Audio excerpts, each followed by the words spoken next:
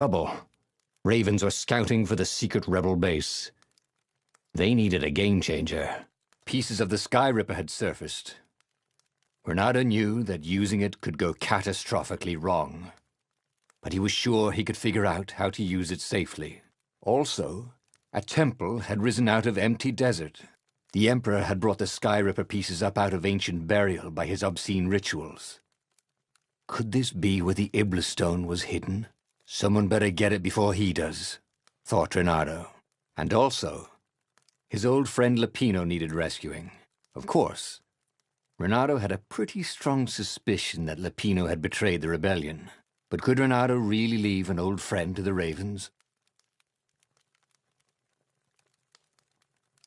Ah, Lapino. Apparently, the Mad Rabbit had sold a Pegasus that he did not exactly own. Lapino always wiggled out of trouble, given time. But he was out of time. Lapino's frantic message said that the Ravens were going to kill him for being a rebel spy. And that he had a clever plan. If the fleet reached him first, they'd string him up for that. Never mind the winged horse. Or so Lapino had told him over the far speaker anyway.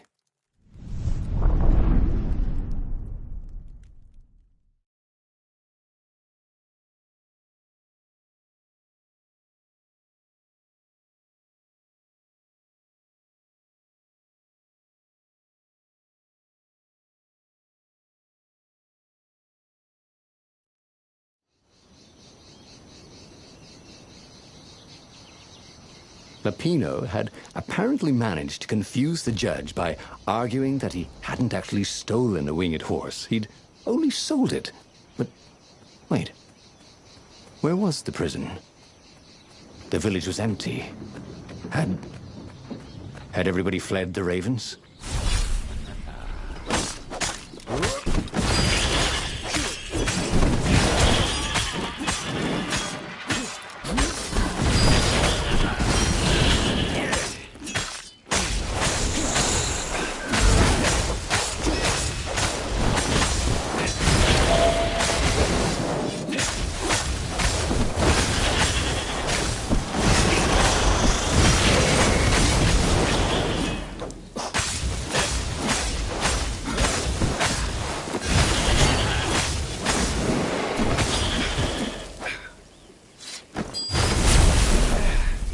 The Ravens had taken the town. Renato had seen villages emptied like this. All the people taken away to be sacrificed in the Emperor's secret rituals. Renato hoped the people were just hiding.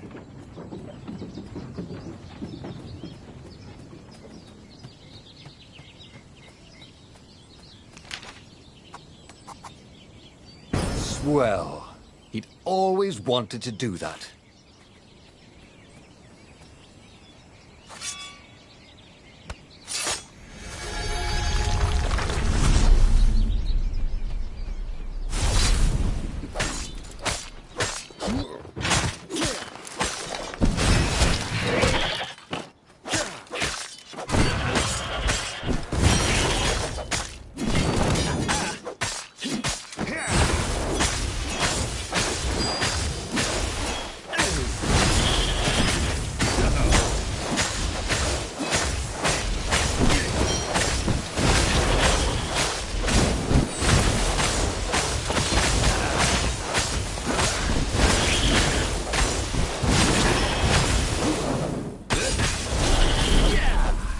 Ravens were landing everywhere.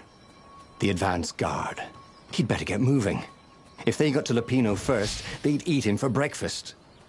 Or a snack. Ravens weren't picky. If they got hungry, they sometimes forgot to interrogate their prisoners. Even top spies like Lapino. Well, unless he really was a traitor, obviously. Then they'd probably pin a medal on his chest.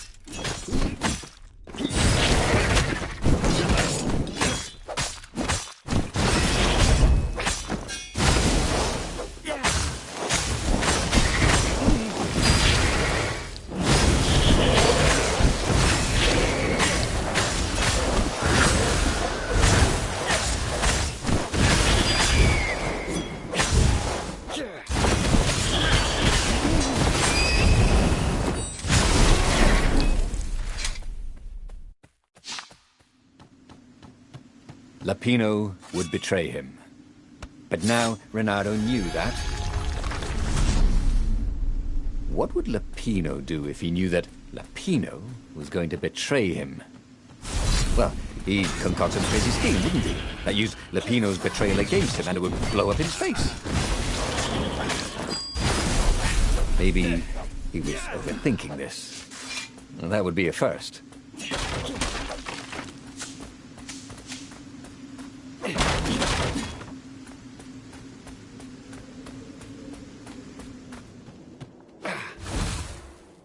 Dirty and bloody, Renato finally reached Lapino. The rabbit was practicing his shuffle. Renato recognized the cards. It was Lapino's favorite deck. Oh, I thought you were in danger. I am. The ravens are coming. Oh, the prison thing. Right, yeah, see, this guard owed me 53 ducats, so we made a deal. They're very reasonable people, actually, for weasels. Now, I got a brilliant plan to kidnap Zenobia. We capture Zenobia, we find out what she knows. And that's the whole war right there. Easy peasy, lemon squeezy. Capture the Emperor's greatest general, who happened to also be a deadly sorcerer, and, oh, his only daughter? Ah, that would be worth it. And it would be nice to see her. He'd always had a soft spot for her.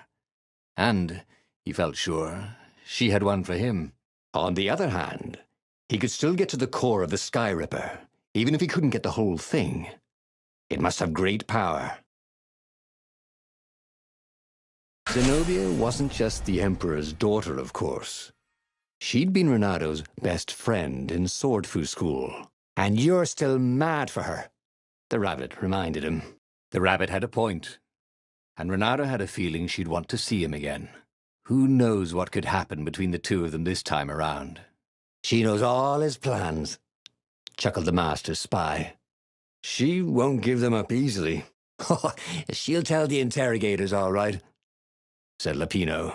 Taking her would change the game, all right.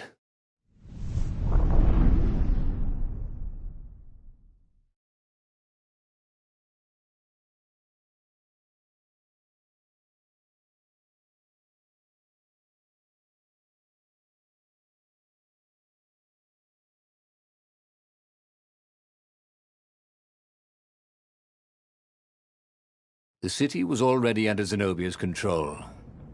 I had to admire her efficiency. Renato shivered at the thought of Zenobia at the mercy of the interrogators. Could he really turn her over to them? But this was war. It wasn't meant to be pretty.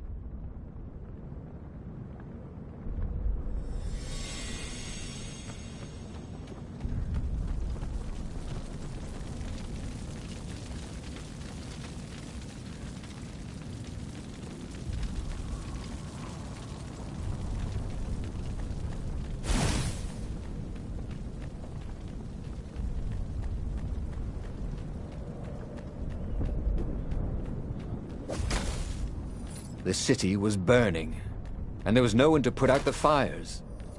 If somehow Zenobia survived her father and inherited his crown, what sort of empire would she be heir to? But he couldn't think about that, could he?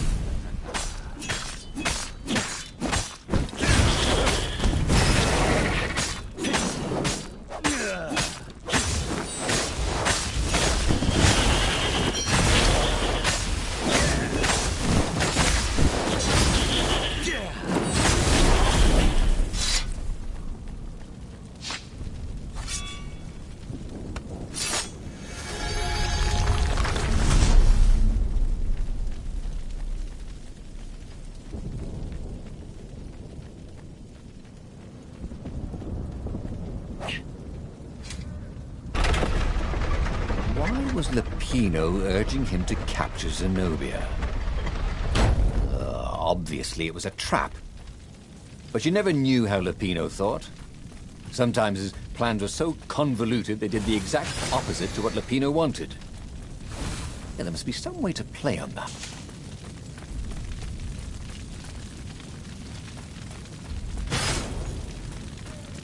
Renato hated gogglers, and it freaked him out to cut them.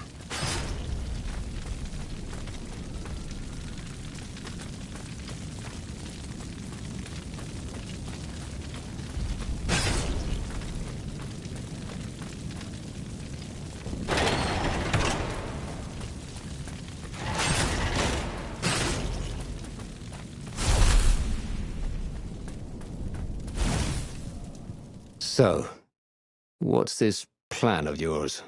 Use me as bait, said Lupino. And he outlined a slightly complicated plan that involved geese, a net, setting the Farfarer a little bit on fire, Lupino dressing as an old blind toad, and Reynardo hiding inside a monstrous watermelon. What could possibly go wrong? Thought Reynardo. Oh, this is going to be fun, said Lupino, as he ran to go set up his marvelous plan.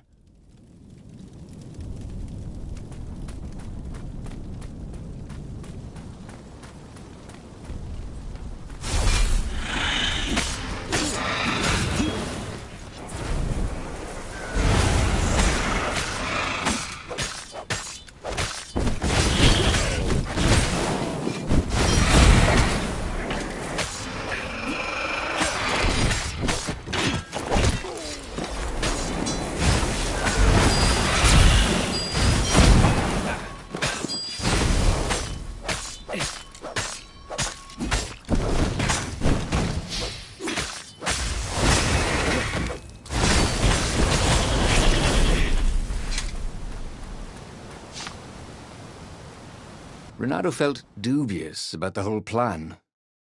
With every step, he was waiting for it all to go horribly wrong. But against all odds, Lupino's idiotic plan worked. Zenobia's ravens ran off after the geese, the net dropped, and Reynardo jumped out of the watermelon and put his sword to Zenobia's throat. Reynardo, she said, are those new scars? They look good on you. You never returned my velvet jacket. It was my favourite. You look stupid in velvet. Ah, what does an imperial princess know about style? Ah, get a room, you two, said Lupino, probably sensing the chemistry. But the fleet was coming on fast, so they took Zenobia east, over the Nexus. She'd vanished from Swordfu School, from his life, without even saying goodbye, without ever telling him she was the Emperor's adopted daughter. Reynardo was aware of her feelings. Maybe this was a bad idea, but was he letting his own feelings get the better of him?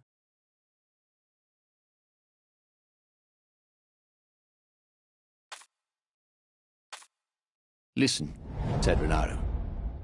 Let's not do this. Let's not do what? Asked Zenobia. Look, you're the Emperor's right hand. You are going to have me interrogated, she said. Sure, yeah, but then I remembered how you feel about me. How I feel about you? You are going to have me interrogated. But I didn't, because you care about me, said Reynardo. Well, guess again, Buster, she said, and she pushed him off his own boat. As he plummeted towards the bottomless clouds of the abyss, Reynardo decided that he'd not really handle the situation with his usual finesse. He had tried something bold and paid the price for it.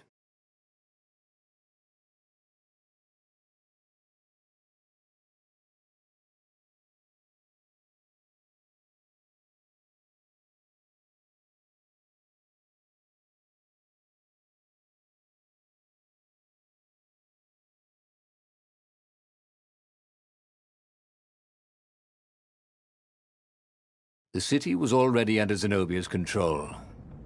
I had to admire her efficiency. Reynardo shivered at the thought of Zenobia at the mercy of the interrogators. Could he really turn her over to them? But this was war. It wasn't meant to be pretty.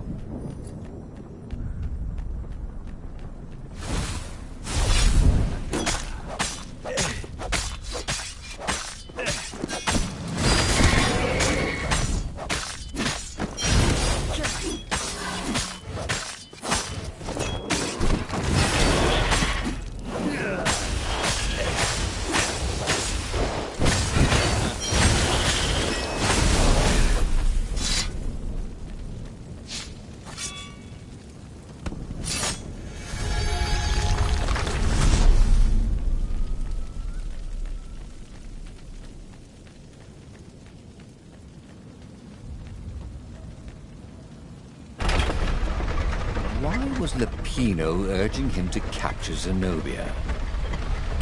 Obviously, it was a trap. But you never knew how Lupino thought. Sometimes his plans were so convoluted they did the exact opposite to what Lupino wanted. Yeah, there must be some way to play on that, Renato thought.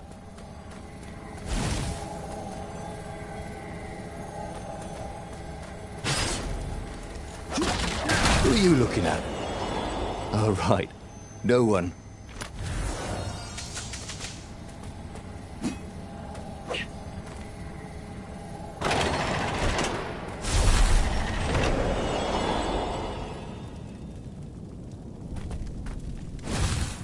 So, what's this plan of yours? Use me as bait, said Lupino. And he outlined a slightly complicated plan that involved geese, a net, setting the Farfarer a little bit on fire, Lupino dressing as an old blind toad, and Renato hiding inside a monstrous watermelon. What could possibly go wrong? Thought Renato. Oh, go ahead. I'm sure you know better, said Lupino.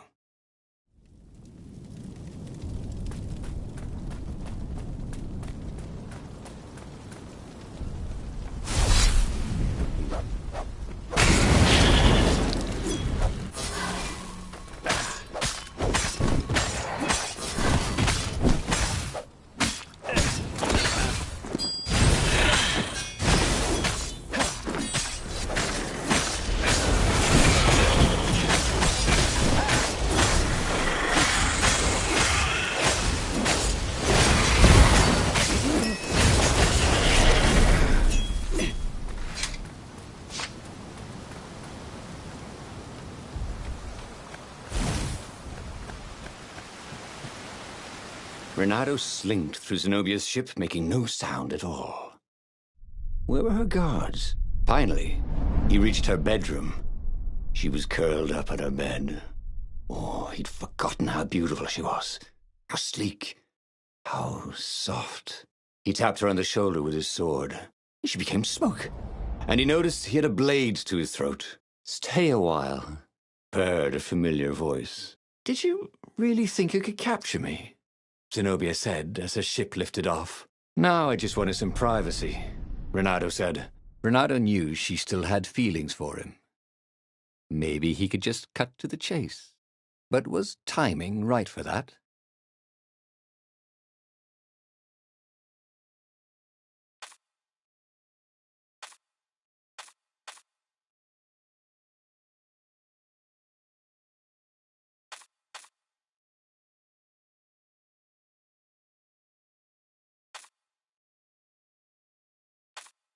I know how you feel about me, baby. I know you want to be with me, Renato said. What? The Emperor's evil, babe. I'm nice. Remember how nice I was back in school? You were an idiot in school. You said I was funny, said Renato, starting not to like how the conversation was going. The Emperor pulled me out of an alley. Don't tell me he's evil. Yeah, but did you ever wonder why? No, I didn't. Why don't you ask him? Well, because I know why. He wants to sacrifice you. You can tell him that when he interrogates you. Can't we just start this over? But Zenobia shut him in the hold of the ship. He had no one to explain anything to until he was brought to the Emperor's interrogators. After that, it was just screaming. He had tried something bold and paid the price for it.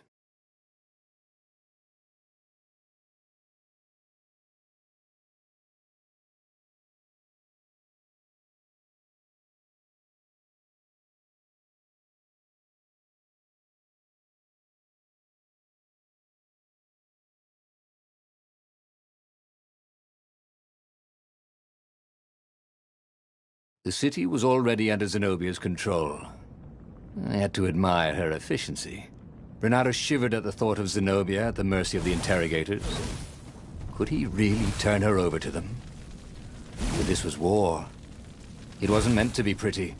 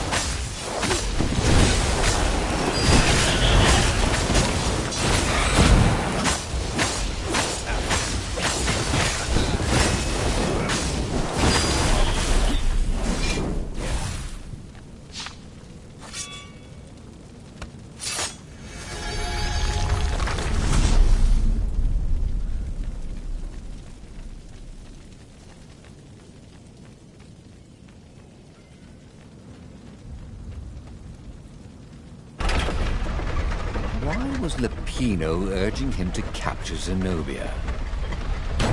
Obviously, it was a trap. But you never knew how Lupino thought. Sometimes his plans were so convoluted they did the exact opposite to what Lupino wanted. Yeah, there must be some way to play on that, Renato thought.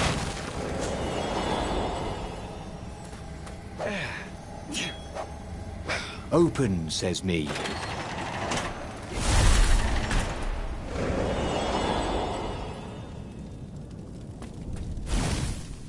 So, what's this plan of yours? Use me as bait, said Lupino.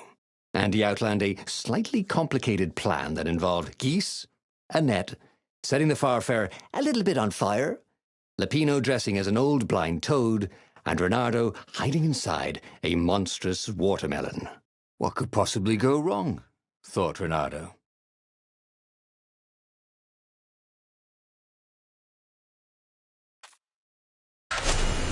Oh, go ahead.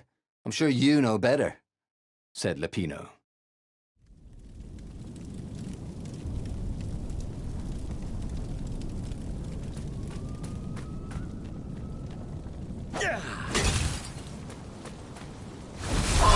Long live the Emperor! Caught the ravens.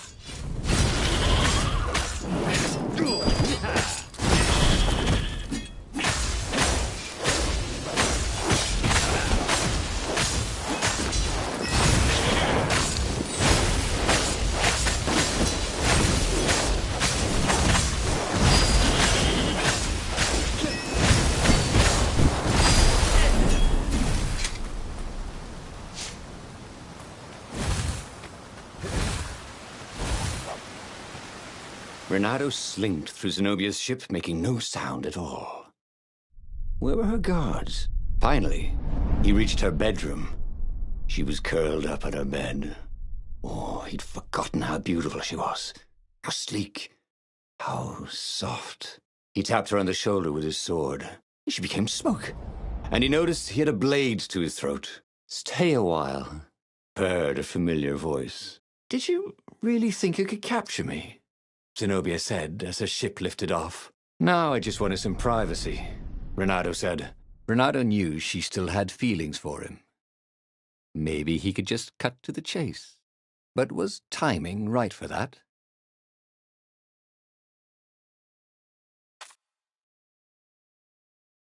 Did you ever wonder why the Emperor adopted you? And he told her why. His Imperial Majesty wanted to bring the lost gods back. They could make him immortal. But to seal the bargain, he needed a sacrifice. Someone who truly loved him. You're lying. She was furious. You can't prove that. I can. And so they set sail for the Nexus.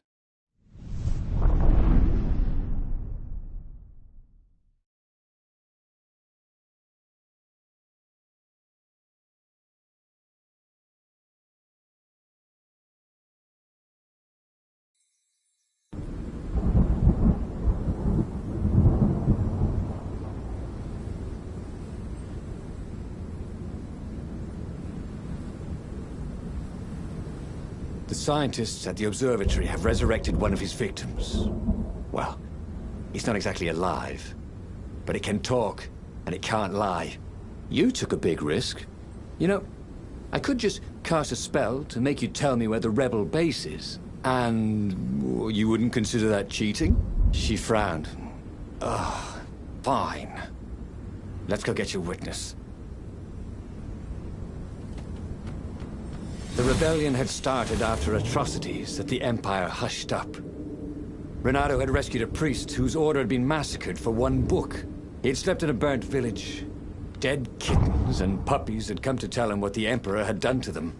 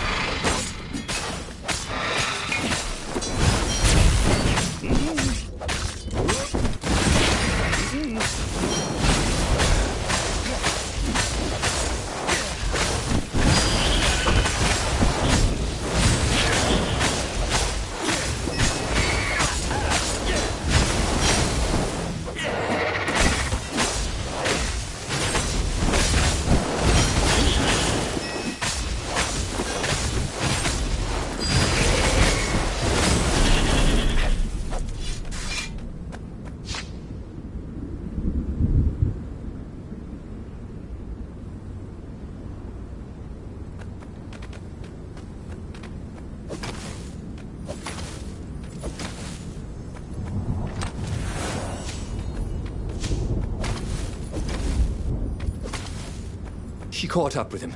Don't you think I'd know if my father started practicing black magic? Why? Would you want to join in? Oh, no, I'd destroy his books and... All right, I suppose I wouldn't. She stopped, troubled. He ran on.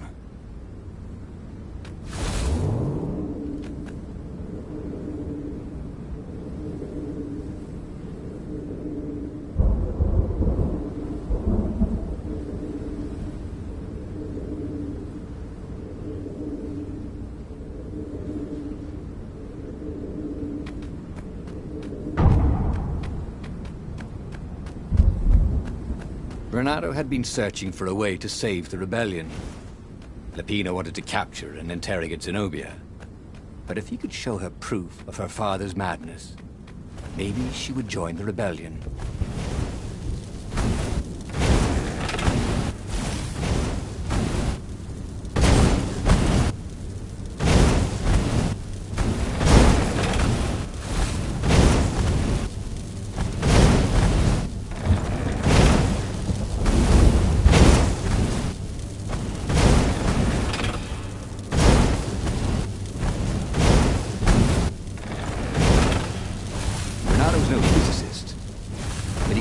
Something was wrong with the trajectory of these cannonballs.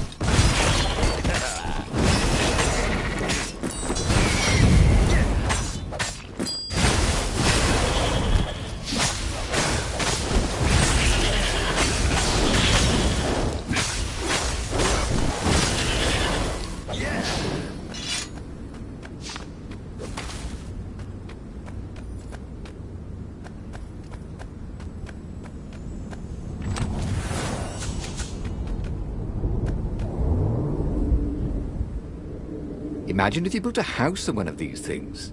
Oh, that would be amazing. It would be like having a boat.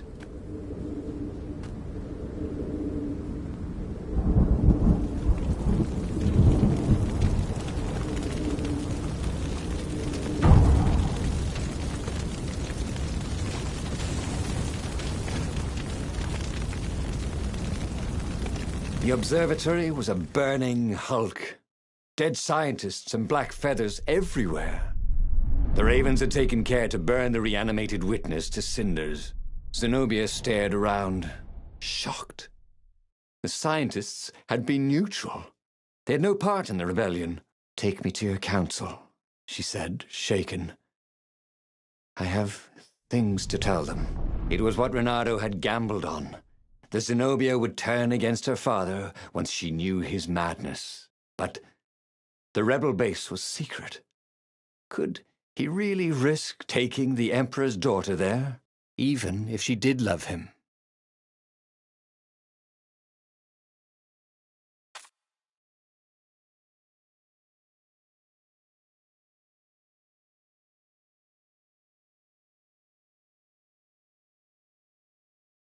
Renato reached Lapino by far-speaker towed, the one creature the Ravens had left alive at the observatory.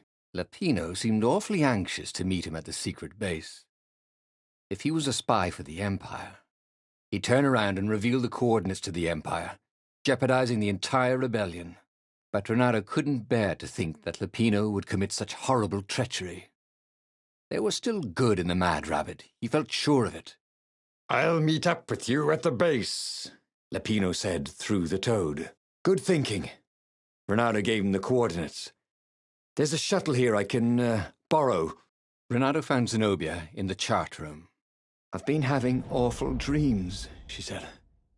"Dead kittens and worse. I thought they were only dreams, you know.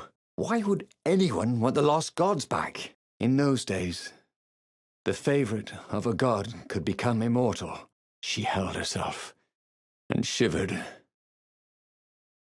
He wants to become an eater of souls. Well, I'm not afraid of dying. Just dying of boredom. Renato said, but she didn't laugh. Silence fell as they flew towards the ruins of the city of Ubar, where the rebellion leadership was hiding. If Zenobia couldn't help them fight off her father, no one could.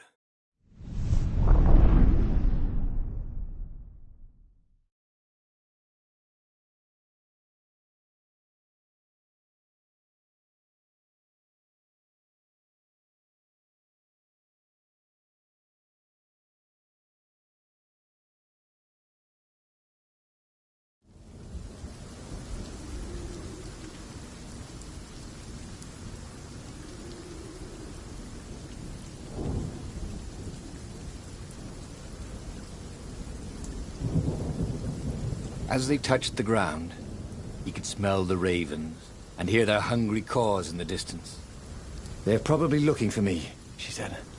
"You go on ahead." She had that fiery look in her eyes that he'd always loved. It was a bit odd, though. How easy she'd been to convince. It was what he'd gambled on, but he'd expected more of an argument. She'd always loved to argue. She considered it the fastest way to the truth. Maybe she'd long suspected the truth. Sometimes all it took was taking the bandages from your eyes. That must be it, he told himself.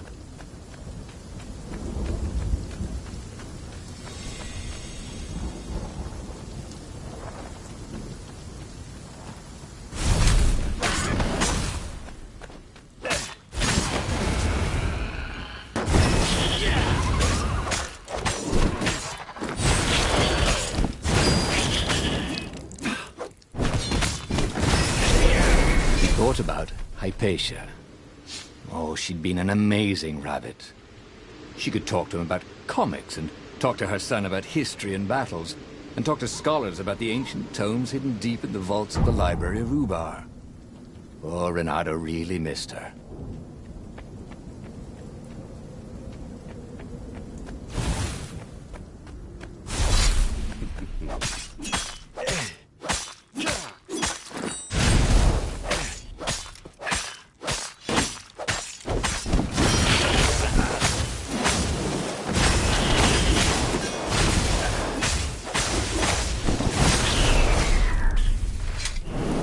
If Zenobia had really turned, the war could soon be over. She could send orders to the fleet that would leave their defenses wide open. The rebels could sail right in and capture the Emperor. Victory, with not too many casualties.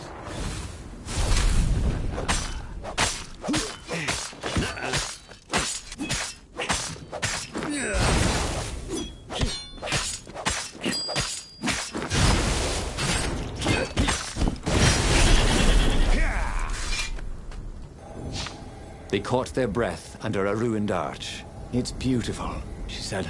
"This was the library of Ubar," he said. "Your father's ravens thought they had an ancient book." She nodded. Was she crying? This was exactly what I wanted, Renato thought. To turn her to our cause. So, why do I feel something is terribly wrong?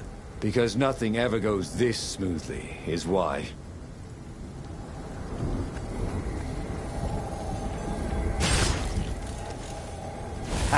Bet you never saw that coming.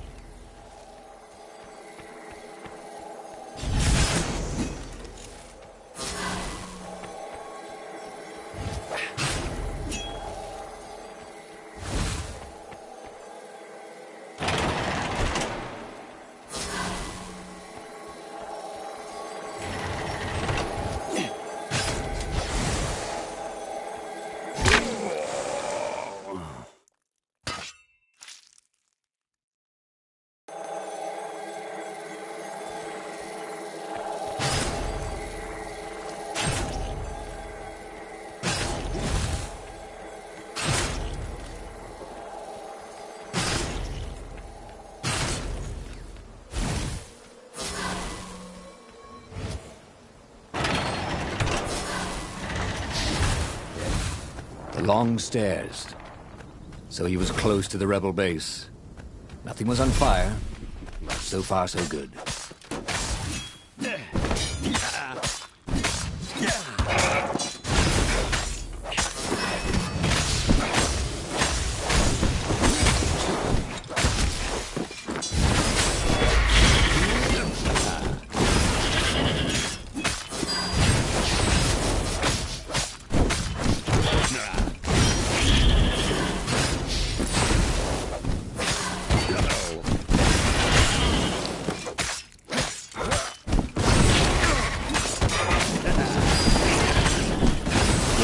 I don't have to clean up around here, he thought.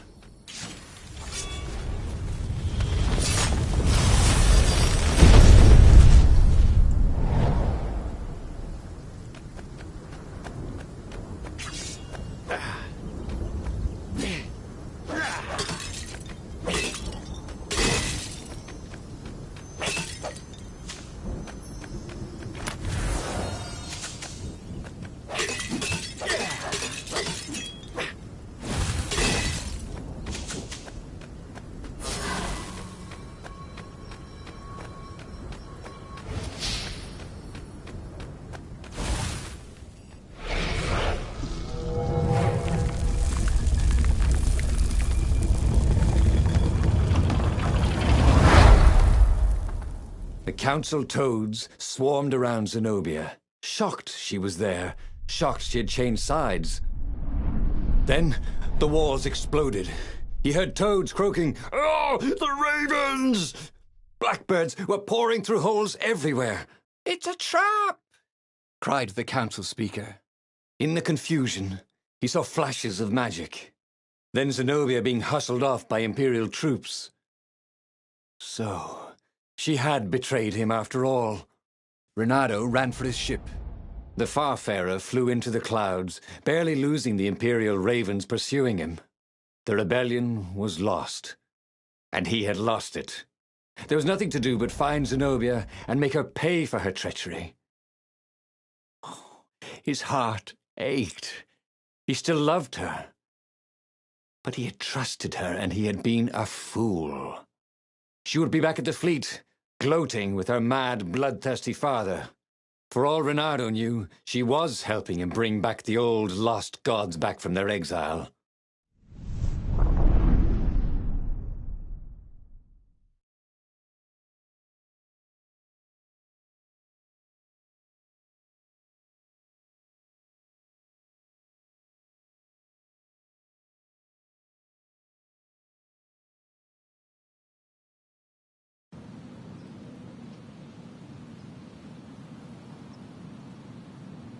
Renato landed in the middle of the Imperial fleet. The rebels were losing badly. Without leadership, it was a slaughter. Renato felt strangely free, trying not to think about how he had lost the war, trying not to think about how he had loved Zenobia, blinded himself to her treachery. That's what it meant to be a hero. To keep on fighting after the most bitter of betrayals. To never know if you could trust anyone. Cats. What a waste of fur.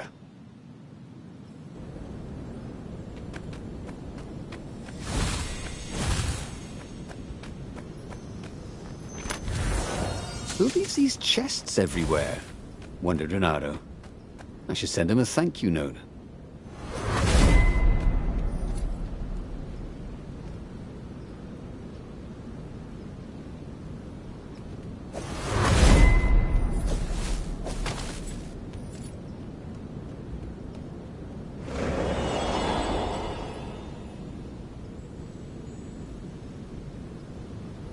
What had happened to Lupino?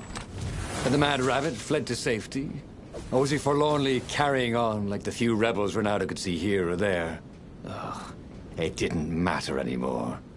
All there was slash and spin, parry and lunge, over and over as he fought his way across the fleet.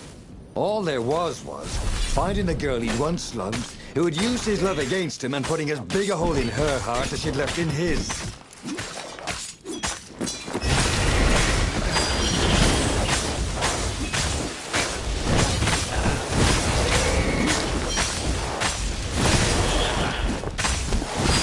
That is how we do it, said Renato to himself.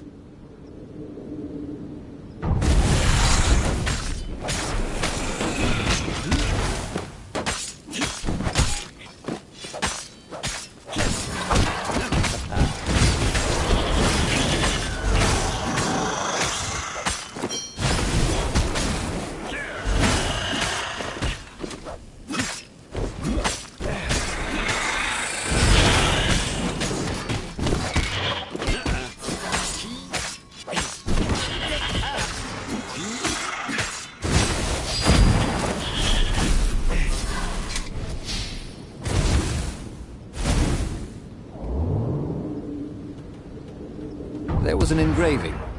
Maximum capacity, 130 people.